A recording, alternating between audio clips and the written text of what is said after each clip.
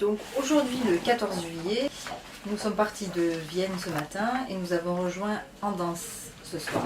Donc ce matin, j'ai été suivie par les clubs d'Andrieux et de Chavannes, je ne me trompe pas, sur bien 10 km. Donc c'était bien, il y avait des conditions quand même assez difficiles. Il y a beaucoup de vent aujourd'hui, donc le bassin était assez agité.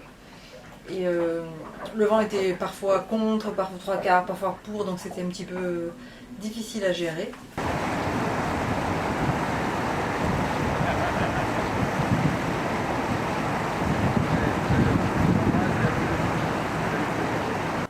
Nous avons passé 2 grosses écluses aujourd'hui et contrairement au passage qu'on faisait sur les voies navigables de France, ici la Compagnie nationale du Rhône en fait me demande de descendre du bateau et même des fois de monter le skiff sur le bateau suiveur, ce qui nous fait perdre quand même beaucoup de temps par rapport à d'habitude.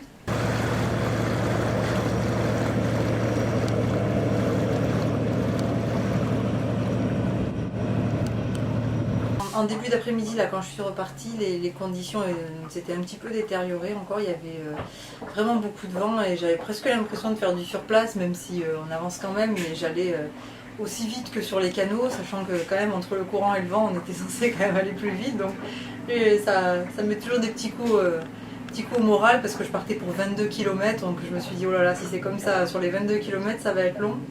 Puis après le passage de la deuxième écluse, ça s'est un petit peu amélioré, le vent s'est mieux orienté, le bassin était moins agité.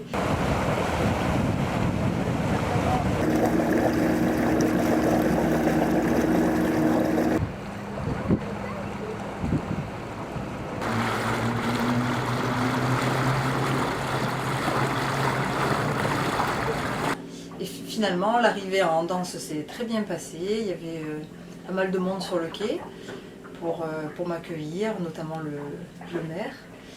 Et voilà, donc je suis sortie, on a discuté un petit moment et la journée s'est bien passée.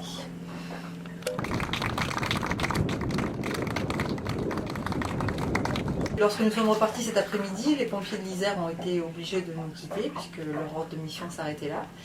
Et donc voilà, c'était la première fois du parcours où nous n'étions pas suivis, accompagnés par les pompiers, mais tout s'est quand même bien passé. On a fait très attention parce que comme les conditions étaient quand même difficiles, tout était prêt au cas où, les bouées, voilà, tout était bien organisé malgré tout. Et de toute façon, il faut continuer à avancer puisque l'arrivée est prévue mardi 23 à Marseille.